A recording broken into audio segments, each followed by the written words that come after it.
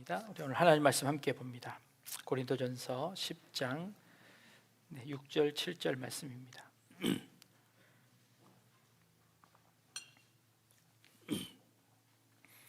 고린도전서 6장과 10장 6절에서 7절 말씀을 같이 한번 읽습니다. 시작.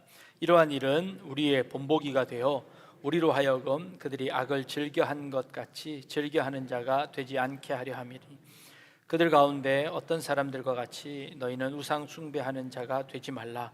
기록된 바 백성이 앉아서 먹고 마시며 일어나서 뛰논다 함과 같으니라. 아멘.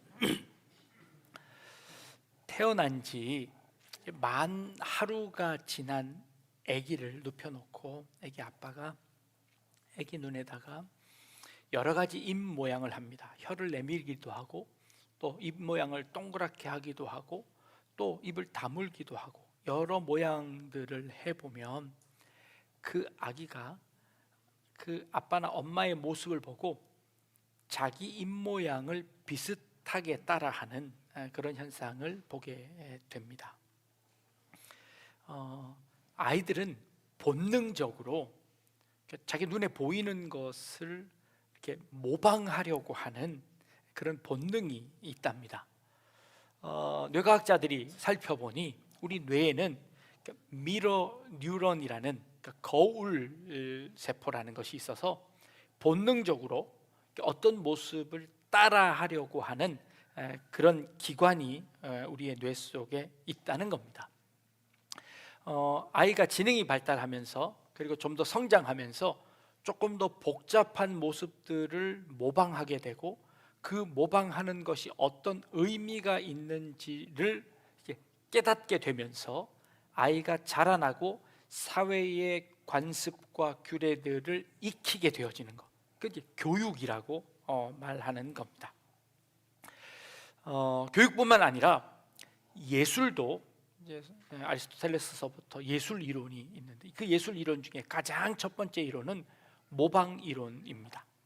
모든 예술은 모방에서부터 시작되었다는 겁니다. 자연을 있는 그대로 잘 그려내는 것, 이거 예술의 시작이었습니다. 우리의 인체의 모습을 그대로 조각해내는 것, 그거 예술이라고 하는 거죠. 그런 의미에서 예술은 자연에 있는 모습을 잘 모방해내는 것이 예술의 시작이었습니다. 그러다가 그것에다가 점차 어떤 의미를 담아서 조금 더 복잡한 의미를 담으면 이제 현대 예술이 되어지는 겁니다. 정말 잘 그림을 보면, 정말 잘 그린 그림을 보면 우리 뭐라고 이야기하면, 이야 정말 사진 같다라고 이야기합니다. 사진을 그대로. 근데 진짜 잘 찍은 사진을 보면, 이야 진짜 그림 같네라고 이야기합니다. 어떤 게 칭찬인가요? 어떤 게 옳은 건가요? 더 잘한 건가요? 그림 같은 사진, 사진 같은 그림. 이게 모방이 경계를 넘나듭니다. 잘 카피했던 것이 이것이 잘된 창작품이 되어지고 그것이 예술과의 경계를 허물고 이것이 왔다 갔다 하게 되는 겁니다. 인생도 마찬가지입니다. 훌륭한 삶을 살아내신 사람들의 삶을 바라보면서 우리는 그 삶을 본보기로 삼아 나도 그렇게 살아야 되겠다라고 다짐합니다. 그러나 그런 삶만 살아낼 수는 없어서 그렇지 못한 인생을 바라보며 우리는 저렇게 살지 말아야 되겠다라고 하는 반면교사를 갖기도 합니다. 아이들에게 가장 좋은 것만 보여주고 싶은 것이 부모의 마음입니다. 그래서 자녀들이 자라나면서 좋은 본보기, 좋은 모습을 보고 훌륭하게 자라나기를 원하는 것이 부모의 마음이죠. 그러나 인간사 살아가면서 좋은 것만은 보여줄 수 없는 것도 이 세상이 그러하다는 것입니다. 쉽지 않습니다. 알코올 중독으로 인해서 가정에 불화가 있던 한 가정에서 자라났던 자녀들은 자라면서 일을 갑니다. 내가 자라면 절대 저렇게는 살지 말아야지 라고 다짐을 합니다. 그런데 간혹 보면 가정을 이루고 또 장성한 이후에는 그 부모의 뒤를 따라 비슷하게 살아가는 사람들을 많이 봅니다. 그 부모를 보고 욕하고 미워하고 증오하고 싫어했던 그 사람이 결국에는 자기도 별 수 없이 그 모습대로 살아가는 그런 모습을 봅니다. 심리학자들이 그런 것이 왜 그런지를 연구했답니다. 그랬더니요, 그 미워하는 그 마음이 그 마음 속에 가득 차면서 그 미워하면서 그 모든 행동들을 스스로 다 배워버렸다는 겁니다. 여러분 한번 생각해 보십시오. 미워한다는 것은요, 굉장히 많은 에너지를 소모해야 합니다.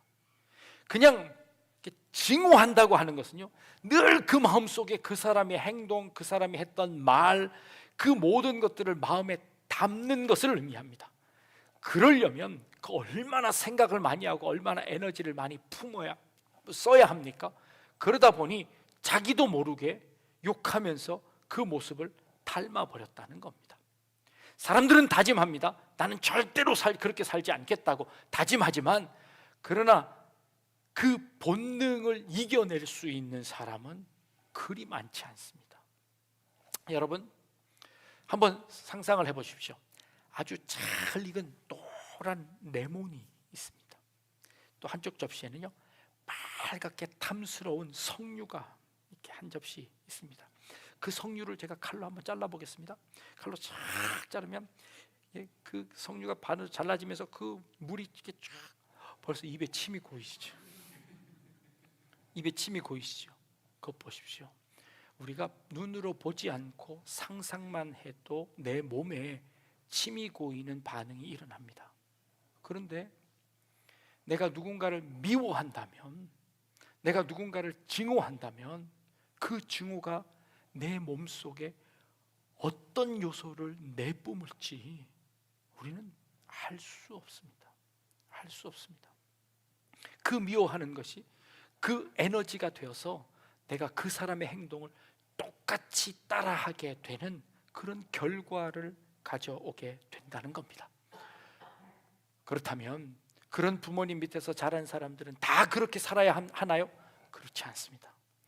이거를 다 벗어날 수 있는 방법이 있답니다. 그 벗어날 수 있는 방법이 뭐냐고 심리학자들이 이야기하면 용서가 가장 좋은 방법이랍니다. 내가 그 사람을, 내가 그 부모를, 나를 미워하는, 내가 증오했던 그 사람을 내가 용서하면 그 에너지를 반대 방향으로 돌릴 수 있답니다. 살다 보면요, 정말 이해한다는 사람이 있습니다. 근데 저 사람은 도대체 왜 저렇게 사는지, 왜 저런 말을 하는지 내가 이해할 수가 없네 라고 하는 사람들이 분명히 있습니다. 그러니까 이해를 못하는 것은 누가 이해를 못하는 거죠? 그 사람이 이해를 못하는 건가요? 내가 이해를 못하는 건가요? 내가 이해를 못하는 겁니다. 그러면 그 사람은 그대로 살 텐데 내가 이해를 못하면 이해를 못해서 내 마음만 아픕니다. 근데 반대로 생각해 보십시오. 아이, 저런 사람도 있네, 저렇게 살 수도 있네 라고 생각하고 내가 이해하면 어떻게 될까요? 그 사람은 그냥 그렇게 살 겁니다. 내가 이해가 되어버렸습니다. 그럴 수도 있지라고 생각하면 내가 이해가 되고 내가 내 마음을 정리할 수 있습니다. 그러면 내 마음은 힘들지 않을 수 있습니다. 마찬가지입니다. 내가 증오하는 것이 아니라, 내가 미워하는 것이 아니라 그 시대에 그 형편에서는 그렇게 살 수밖에 없는 상황이었겠구나, 그럴 수 있겠구나 하고 이해하고 공감하고 용서하면 그 미워하는 마음을 제거할 수 있답니다. 그리고 그 미워하는 그 에너지를 좋은 방향으로 돌릴 수 있게 된다는 겁니다.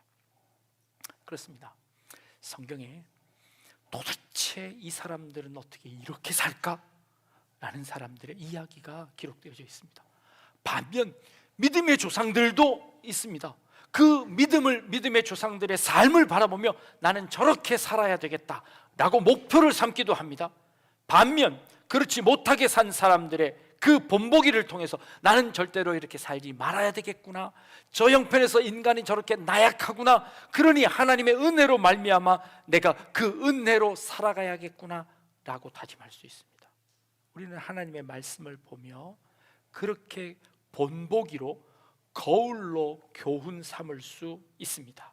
오늘 우리가 읽은 본문에 성경이 이렇게 이야기합니다. 이러한 일은 우리의 본보기가 되어 우리로 하여금 그들이 악을 즐겨한 것 같이 즐겨하는 자가 되지 않게 하려 함이다 라고 반면교사를 삼으라고 이야기하는 겁니다. 성경을 보며 전면교사이든 반면교사이든 우리는 성경을 거울로 바라보며 그 거울 속에 비춰진 모습을 통해서 우리의 모습을 다시 정돈하는 것이 우리에게 필요합니다. 한 해를 정리하면서 이제 12월 달이 되었습니다. 여러분들의 삶은 어떻습니까? 그리고 여러분들의 삶을 거울로 본보기로 삼고 있는 자녀들은 여러분들을 어떻게 평가할까요? 여러분들의 모습은 여러분들이 있는 그 성도들 가운데 어떤 모습으로 비춰지고 있을까요? 여러분들의 한 해의 모습을 통해서 여러분들은 어떤 사람이셨는지, 어떤 삶을 살아내셨는지, 내가 우리 자녀들에게, 다음 오는 세대들이 어떤 본보기가 되었는지 우리 자신들을 돌이켜볼 필요가 있습니다. 그리고 우리의 삶을 다시 한번 정립하시는 여러분들 되기를 주님의 이름으로 축복합니다. 성경의 본보기라는 말은 또 다른 의미를 가지고 있습니다. 두 번째 의미는 이런 겁니다. 견지망월이라는 한자 수거가 있습니다. 어떤 의미냐면 달을 향하여 손가락을 가리킨다라는 그런 말입니다. 석가모니가 했던 말이라고 전해집니다만, 달을 가리키는 손을 보면요, 갓난 아이에게 이렇게 뭔가를 가르치는 손 흉내를 내면 지능이 낮거나 아주 어린 아이는 그 모양을 그대로 모방합니다. 그래서 손을 똑같이 듭니다. 그런데 조금 성장한 아이들은 그것이 어떤 의미인지를 이해합니다. 그 상징을 이해합니다. 손가락을 가르치면 그 손가락이 가르치는 방향을 보게 됩니다. 이게 공감입니다. 이게 인간은 어린아이도 가능한데 원숭이는 이게 불가능합니다. 원숭이는 이 인간이 바라보는 요거를 할 줄 모른답니다. 이게 모방이 안 되는 거죠. 자, 어딘가를 가리키면 그 가리키는 방향을 보는 겁니다. 성경을 읽을 때 하나님께서 이 성경을 통해서 우리에게 이 방향을 보여주실 때가 있습니다. 손가락으로 하나님의 뜻을 가르치실 때가 있습니다. 그러면 우리는 그때 무엇을 보아야 하냐면 그 손가락을 보는 것이 아니라 그 손가락이 가리키는 방향을 보아야 합니다. 성경의 많은 말씀들 중에 그 방향을 가르치는 말씀들이 참 많습니다. 예를 들어 하나님께서 이스라엘 백성들에게 축복해 주십니다. 그 축복은 이스라엘이 노예로 끌려가서 그곳에서 고통을 당하고 있습니다. 그 고통에서 살려달라고 하나님 앞에 기도를 했습니다. 하나님께서 그 기도를 들어주셔서 그들을 애굽 땅에서 종되었던 곳에서 구해내십니다. 큰 축복이죠. 하나님의 목표는 그들을 애굽 땅 노예된 곳에서 건져내는 데 목표가 있으십니까? 아니면 건져내서 하나님이 약속한 그 약속 땅까지 가는 데 목표가 있습니까? 가는 데까지 목표가 있습니다. 그런데 지금 이 이스라엘 백성들을 건져내는 그 모습은 이스라엘이 감당할 수 없는 큰 축복이었습니다. 그러나 그 축복은 그것으로 그친 것이 아니라 그 축복이 가리키는 방향이 있습니다. 가나안 땅입니다. 그 가나안 땅은 더 축복된 곳이니 그곳에 가면 이것은 단순히 노예에서 해방된 것뿐이지 그 온 천지 만물을 만드신 그 하나님과 왕노릇하며 저 천국에서 영원히 살 그 자유를 누릴 수 있는 그 축복의 이정표밖에 되지 않습니다. 우리는 그 축복에 집중합니다. 그래서 우리가 삶을 살아가면서 그 축복이 떨어질 때마다 우리는 하나님을 향하여 원망합니다. 왜 우리는 저런 축복을 안 주십니까? 그 축복이 목적이 아니라 그 축복을 통해서 하나님이 가르치시는 것이 있다는 것을 말씀하고 계시는 겁니다. 반대로 이스라엘 백성들을 하나님이 징계하시고 그들에게 재앙을 내리실 때가 있습니다. 하나님은 그 재앙을 왜 내리셨을까요? 그 재앙을 통해서 역시 가나안 땅을 보게 하시는 겁니다. 너희가 그런 모습으로는 가나안 땅에 들어갈 수 없으니, 가나안 땅 하나님의 백성으로서는 그런 삶을 살 수 없으니, 너희가 그 하나님이 가르치시는 그 손가락을 보고 그곳으로 가라고 말씀하시는 겁니다. 그러면 지금 우리가 바라보고 있는 모양은 축복과 재앙입니다. 이 모양은 전혀 다른 모양입니다. 그러나 이 두 가지의 사인은 모두 다 같은 한 가지를 가르칩니다. 하나님께서 우리를 사랑하셔서 우리를 하나님의 백성으로 자라게 하시기 위해서 때로는 축복으로, 때로는 재앙으로 우리에게 함께 하십니다. 때로는 어려운 시련을 통해서도 그 시련을 극복해서 결국 하나님의 나라에 들어갈 수 있도록 우리를 훈련하는 과정이십니다. 그러니 그 안에 담겨져 있는 하나님의 마음은 변함이 없습니다. 그러나 그 사인은 여러 방면으로 나타날 수 있다는 것이죠. 자라나면 그 의미를 알 수 있습니다. 믿음이 성장하면 그 의미를 깨닫게 됩니다. 어린 아이일 때는 모방만 합니다. 어린 아이일 때는 적어준 대로 삽니다. 어린 아이일 때는 율법이 가르쳐준 그 율법을 지켜내므로 축복을 받는다고 생각합니다. 옳습니다. 그러나 우리의 신앙이 점점 자라나지면 질수록 그 율법이 담겨져 있는 의미를 알게 됩니다. 그 방향을 알게 됩니다. 그래서 우리는 그 방향을 향하여 갈 수 있게 되는 겁니다. 이게 믿음이 성장해 나가는 겁니다. 자라나가는 겁니다. 그래서 여러분은 이 하나님의 말씀 속에 있는 이 그 깊은 뜻을 하나하나 이해할 수 있는 여러분들 되기를 주님의 이름으로 축복합니다. 이 본보기가 하나 더, 한 걸음 더 나아가면 상징이라는 것을 우리에게 가르쳐 주십니다. 상징은 어떤 것을 설명하려고 하는데 도저히 말로 설명할 수 없는 것을 설명하기 위해서 상징이라는 기법을 씁니다. 이 상징이라는 기법은 이것이 담고 있는 의미가 매우 다양합니다. 하나님은 우리의 아버지십니다. 아버지의 사전적 정의는 뭡니까? 법적, 생물학적 나의 아버지로서 나를 있게 한 그분이 아버지이십니다. 자, 그러면 하나님은 우리의 아버지십니까? 어떤 의미에서 아버지십니까? 이 아버지라는 말에는 굉장히 많은 상징적인 의미가 들어가 있습니다. 하나님은 우리를 보호하시는 분이십니다. 하나님은 우리를 만드신 분이십니다. 그런 차원에서 하나님은 우리의 아버지십니다. 그러나 우리의 육신의 아버지와는 또 다른 차원의 아버지이십니다. 우리의 육신의 아버지와 같은 하나님이 아니시지 않습니까?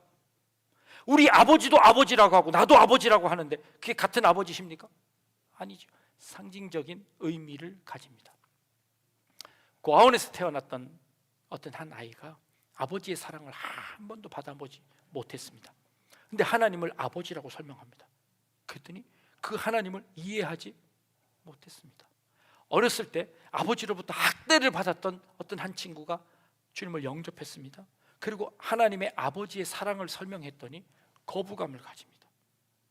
나에게 아버지의 사랑은 늘 학대하는 사랑이었습니다. 그에게 이 아버지라는 이미지는 여러 가지 의미를 내포하고 있습니다. 그래서 때로는 이것이 좋은 것으로 작용하고 이해를 더 넓힐 수 있지만 다른 한편으로 오해를 가져옵니다. 자, 오해를 가져오니 그러면 그 하나님의 이미지를 쓰지 말까요? 아닙니다. 왜냐하면 이 성경에 나타나 있는 것은 거울로서 혹은 가르치는 방향으로서 혹은 상징으로서 더 큰 깊은 의미를 내포하고 있습니다. 이 깊은 의미를 우리가 받으면, 깨달으면 그걸 통해서 하나님의 말로 표현할 수 없는 그 하나님의 사랑을 우리가 간접적으로 이해하는 좋은 도구가 되어집니다. 그러니 이 하나님의 말씀을 상징으로 이해하는 것이 우리에게 큰 유익이 됩니다. 그러나 이 상징은 오해할 소지가 분명히 있습니다. 그래서 조심해야 합니다. 그러나 버릴 수 없습니다. 신앙이 성장하면, 신앙이 자라나면 우리는 그 상징 속에 담겨져 있는 더 깊은 뜻을 이해하게 되어지는 것이죠. 이스라엘은 오고 오는 그 세대에 그런 상징적인 의미를 가져왔습니다. 지금 고린도전서의 사도 바울은 고린도 교회에게 이렇게 이야기합니다. 너희가 이스라엘 백성들을 본보기로 보아라. 그들을 통하여서 하나님이 어떻게 일하시는지를 너희가 그 상징을 배워라 라고 이야기하는 겁니다. 얼마 전 대구에 아주 엄청난 큰 올림픽 경기장에서 신천지 교인들이 함께 모여서 집회를 가졌습니다. 집회의 목적은 뭐였냐면 올 한 해 동안에 신천지에서 교육을 받아서 그 교육을 다 수료한 사람의 수료식을 하는데 그 수료식의 수료자가 10만 명이었습니다. 어마어마한 사람들이 수료를 했습니다. 아니, 코로나 때 그 엄청난 박해를, 기독교보다도 훨씬 더 큰 박해를 받았죠. 그럼에도 불구하고 10만 명이나 되는 결신자들을, 수료자들, 물론 그 속사정은 정확하게 잘 모르겠지만 하여튼 그들이 대대적으로 광고를 하며 그 대구 그 스테디움을 가득 채워서 막 행사를 진행했는데요. 그 행사 진행하는 것을 제가 빠른 속도로 한번 봤습니다. 그 중에 제가 아주 충격적으로 받아들였던 한 순서가 있었는데 그 10만 명 중에 2명이 간증을 했는데 그 간증한 사람 중에 한 분이 대학 교수셨습니다. 그런데 자기가 잘 아는 지인 한 사람이 자기를 소개해서 작년에 신천지를 이제 들어와서 그 하는 것들을 봤다는 거예요. 도대체 저 사람들은 왜 저러고 있을까를 고민하며 그 교육을 받으려고 했답니다. 그러면서 이분이 이렇게 생각을 했답니다. 내가 신천지 교육도 받고 그리고 일반 신학교에서 하는 신학교육도 같이 받아서 이 둘을 비교해 봐야 되겠다라고 생각하셨대요. 그래서 신학교와 신천지 교육을 동시에 받으셨답니다. 동시에 받아서 이 둘을 비교했는데 그분의 말은 비교한 결과 가장 명확하게 진리를 선포하는 것은 신천지라고 생각해서 그분이 신천지로 가기로 결정해서 그 교육을 다 마쳤다는 거예요. 그러면서 한 예를 듭니다. 그 예가 뭐였냐면 이것이었습니다. 요한계시록을 설명해 주는데 어떤 신학교에서도 그 요한계시록을 정확하게 해석해 주는 신학교가 교수들이 없더라는 거예요. 그런데 신천지에 와보니까 그 요한계시록을 명확하게 딱 정답을 내주더라는 거예요. 그래서 자기는 이 신천지가 진리라고 생각해서 그곳에 왔다고 간증을 하더라고요. 그 간증을 들었습니다. 자, 지금 이 요한계시록을 살펴보면 요한계시록 안에는 거울의 이미지로 우리에게 명확하게 명령하는 명령이 있습니다. 그러나 요한계시록의 많은 기록 중에 손가락으로 저곳을 바라보라고 하는 기록이 있습니다. 더 많은 부분은 상징으로 기록되어져 있습니다. 요한계시록을 연구했던 많은 학자들이 그 상징을 해석하는 방법을 여러 가지를 제시합니다. 이 상징은 1세기 당시에 로마 시대를 가르치는 것이다. 아니, 그 이후의 시대를 가르치는 것이다. 아니, 나중에 주님이 다시 오실 그 시대를 가르치는 것이다 라고 여러 가지 해석들을 내놓습니다. 왜요? 상징이기 때문에. 그것은 하나님께서 명확하게 답을 주신 것이 아니라 상징으로 기록해 놓으셨기 때문에 그것이 기록입니다. 상징입니다. 그런데 지금 이 신천지에서는 그 상징을 단 하나의 정답을 놓고 해석했습니다. 겉으로 보기에는 명확해 보입니다. 그러나 그 명확한 것은 상징의 의미를 전혀 알지 못하기 때문입니다. 자, 여러분들이 인생을 살아가면서 어떻게 사는 인생이 잘 사는 인생입니까? 여러분들의 인생에 정답이 있습니까? 없습니까? 어떻게 사는 것이 정답의 인생입니까? 그 정답을 말씀하실 수 있나요? 없습니다. 우리의 인생을 평가할 것은요, 상징 덩어리 들어 있습니다. 우리의 인생은 수만 가지의 해석이 가능합니다. 그러나 우리는 답답해합니다. 목사님, 말씀대로 살려면 어떻게 살아야 할까요? 나에게 이런 거는 저런 거 말씀하지 마시고 딱 정답만 가르쳐 주십시오. 그럼 나 그대로 살겠습니다. 정답은 없습니다. 아니, 정답이 없는 게 아니라 있으나 그 정답은 상징입니다. 우리는 우리의 삶을 살아가면서 그 상징을 살아내야 합니다. 어린아이들은 그냥 가르쳐준 대로 살면 됩니다. 어린아이들은 그냥 본대로 살면 됩니다. 그러나 그 아이들이 자라나면, 생각을 하게 되면 엄마 아빠의 삶을 이해하게 됩니다. 엄마 아빠가 그 시대에 어떻게 그런 삶을 살 수밖에 없었는지를 이해하면 철들었다고 이야기하는 겁니다. 그 철든 사람이 그 아버지의 인생을 이해하고 용서하고 끌어안을 수 있습니다. 역시 우리가 살아가는 우리도 이 시대 안에, 이 시대의 아들로서 그 시대 안에 한계에 갇혀 있습니다. 그러나 이 시대 안에서 우리는 이 시대를 끌어안고 이 시대 안에서 그 상징을 보여주면서 삽니다. 애굽 땅에 있었을 그때에 그곳에서 보여주었던 상징들, 10가지의 재앙을 통해서 이스라엘의 모든 우상들을, 애굽의 모든 우상들을 다 부숴버리고 탈출하게 했던 그 하나님, 그 하나님이 보여주던 그 상징은 무엇입니까? 지금 이 시대에 새로운 옷을 입게 되는 겁니다. 새로운 옷을 입지만 그러나 그 안에 담겨있는 하나님의 사랑은 변함없습니다. 그 변함없는 그 하나님의 사랑이 또 다른 옷을 입고 그 시대의 옷을 입고 우리에게 또 다른 상징으로 말씀하십니다. 그러면 그 상징을 들은 우리는 우리의 삶을 통하여서 우리의 다음 세대에게 또 다른 상징으로 그들에게 전하는 겁니다. 가슴으로만 전해집니다. 우리의 삶으로만 전해집니다. 그들이 느낌으로 전해집니다. 그러나 이것은 어떤 율법보다도, 어떤 말보다도 더 강하게 우리 자녀들에게 전해질 줄로 압니다. 여러분들이 그 상징을 이해하고 그 상징의 삶을 살아내셔야 하는 것입니다. 저에게 물어보지 마십시오. 어떤 게 정답입니까? 그것도 정답이고 이것도 정답입니다. 목사님 맨날 왔다 갔다 하시는데 도대체 한 가지만 말씀해 주십시오. 아니요, 한 가지가 아니기 때문입니다. 여러분들의 모든 삶을 통하여서 하나님이 여러분들을 바꿔나가실 겁니다. 만들어 가실 겁니다. 그리고 여러분들의 삶이 모여서 이 시대가 되고 이 교회가 되는 줄 압니다. 오늘 우리에게 보여주신 그 본문 말씀에 7절 말씀에 그들이 백성이 앉아서 먹고 마시며 일어나서 뛰논다 함이라. 이 말씀은 무엇을 인용하고 있냐면 그 당시 모세가 율법을 받으러 하나님의 그 시내산에 올라가 있는 동안에 40일 동안에 그것을 기다리지 못하고 이스라엘 백성들이 우상을 만들었습니다. 그리고 우상을 만들고 거기다가 절하며 그곳에서 앉아서 먹고 마셨습니다. 그 사건을 지금 인용하고 있습니다. 뭘 의미할까요? 그들은 왜 우상을 만들었을까요? 자기들이 생각하는 하나님의 모습이 있었습니다. 자기들이 만들어 놓은 하나님의 형식이 있었습니다. 그 형식이 변하지 않는다고 생각했습니다.